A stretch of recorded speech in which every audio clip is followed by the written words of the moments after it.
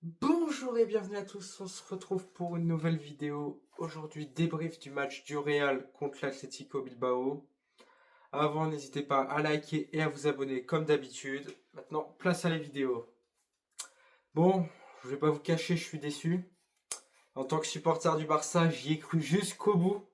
Jusqu'au bout, je me suis dit ça va le faire, ça va tenir. Le 0-0, but à la 93e de Valverde. Voilà, mes espoirs réduits en poussière. Mais on va régler par point le match. Déjà, tout d'abord, le match, on va commencer par les compositions, tiens. Il y avait Mbappé qui était absent suite à son carton rouge qui s'était pris. Du côté de l'Atlético Bilbao, je sais pas pourquoi ils ont fait tourner. Il n'y avait pas Nico Williams qui était blessé, je crois. Inaki Williams, il est rentré en cours de jeu. Il n'y avait pas Sanket, il est rentré aussi en cours de jeu. Il n'y avait pas les cadres. Je sais pas, c'est bizarre. Faut me dire en commentaire, je sais pas, je trouve ça bizarre quand même. Donc du côté du Real, on a eu des joueurs comme Kamavinga à gauche, vu que Ferland Mendy est blessé, et Fran Garcia, il n'a pas joué. Il y a eu Valverde à droite à la place de Lucas Vasquez, et Dani Ceballos le retour en titulaire. Donc on va en parler d'eux après. Donc il y a eu le retour en 4-4 de Losange, avec Vini et Rodrigo en pointe. C'était pas franchement une réussite. C'était mieux que d'habitude quand même, je tiens à le dire, ce match. Comparé à d'habitude, où d'habitude c'est vraiment critique dans le jeu. Là, ça allait encore, on va dire. C'était potable. Donc voilà ce qui est pour les compositions. Donc pas trop quelques surprises. Voilà, quelques surprises. Donc on va parler maintenant de la première mi-temps. Donc durant la première mi-temps, on a un Real qui domine, qui a la possession, mais qui fait rien avec la balle. Comme d'habitude, ils sont stériles.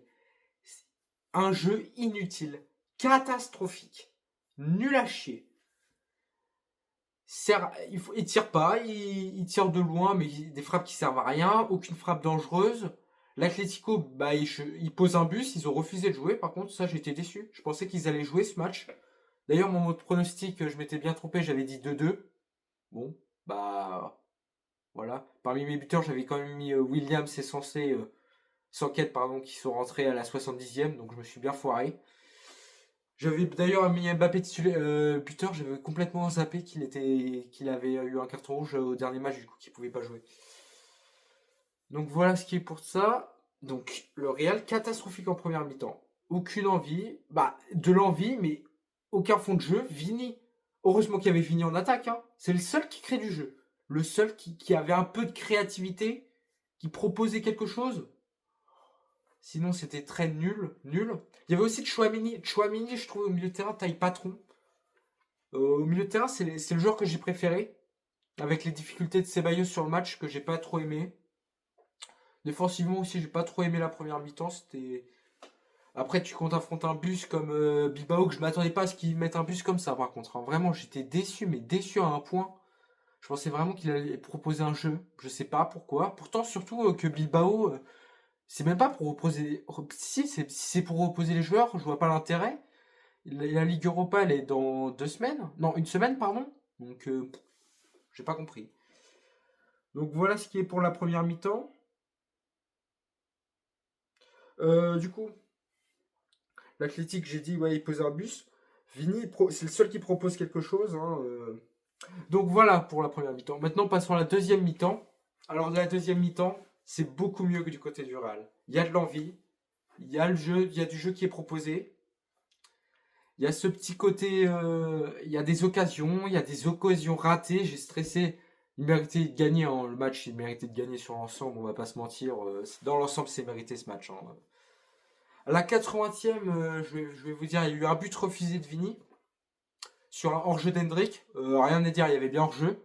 De pas grand-chose, il y a eu un demi-pied la semelle, juste la semelle, hein. Un tout petit bout de pied qui est hors-jeu. C'est hors-jeu, c'est pas de grand-chose, c'est rageant. C'est des hors-jeux comme ça, mais on ne peut rien, on n'y peut rien. Donc voilà pour la première et la seconde mi-temps. Il y a eu aussi deux frappes non cadrées de Valverde. Si je crois qu'il y en a une qui est touchée, mais très très très dangereuse. Deux frappes de Bellingham de la tête, deux ballons de la tête de Bellingham qui passent à rien du poteau. Vraiment choquant. Il y a donc, comme je disais, il y a une meilleure deuxième mi-temps pour le Real, mais pas concrétisée. Concrétisée. Manque d'efficacité jusqu'à ce but venu d'ailleurs de Valverde qui te met un but demi-volée venu de nulle part excentré. Allez regarder le but, c'est n'importe quoi, hein.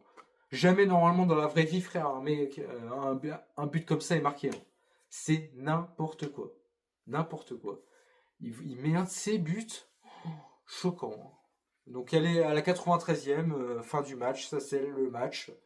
À la fin, il y a quelques petites occasions pour l'Atlético, mais rien de choquant. Ils ont refusé de jouer tout le match, donc voilà, hein. C'était pas ouf ouf. Donc voilà ce qui est pour ce match, hein. Donc première mi-temps pas ouf du Real, mais deuxième mi-temps très intéressant, je trouvais, du Real. Est-ce que ils vont être champions? Ça va être très très compliqué pour qu'ils soient champions. Je suis fan du Barça, j'espère pas. Je vais vous dire mes tops et mes flops, tiens. Donc en premier top, je mets bien sûr Vinicius. Vinicius qui offensivement c'était le seul qui créait, qui faisait quelque chose, qui proposait quelque chose.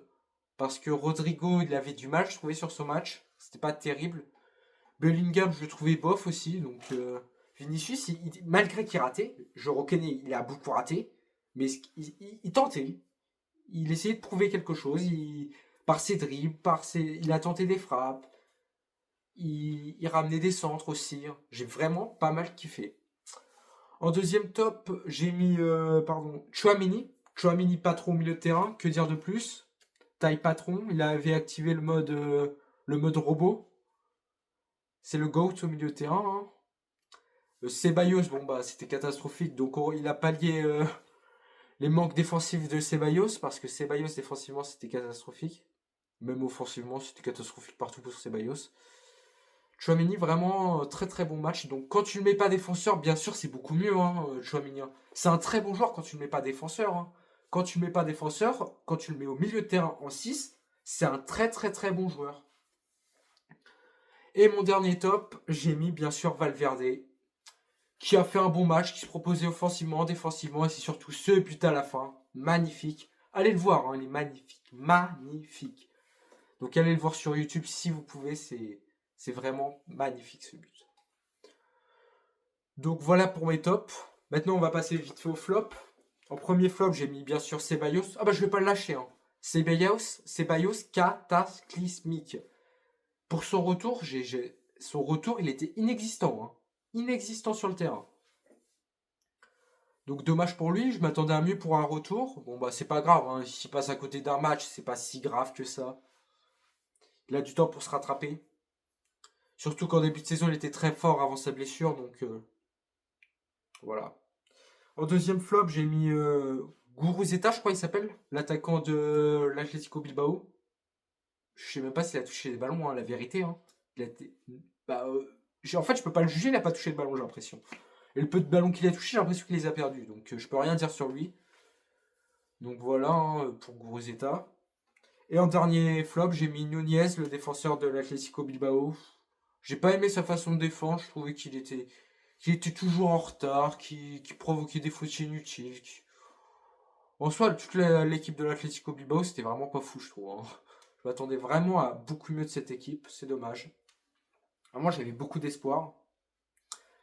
Donc maintenant, on va parler de la suite pour le Real et tout. Donc voilà ce qui est pour ce match.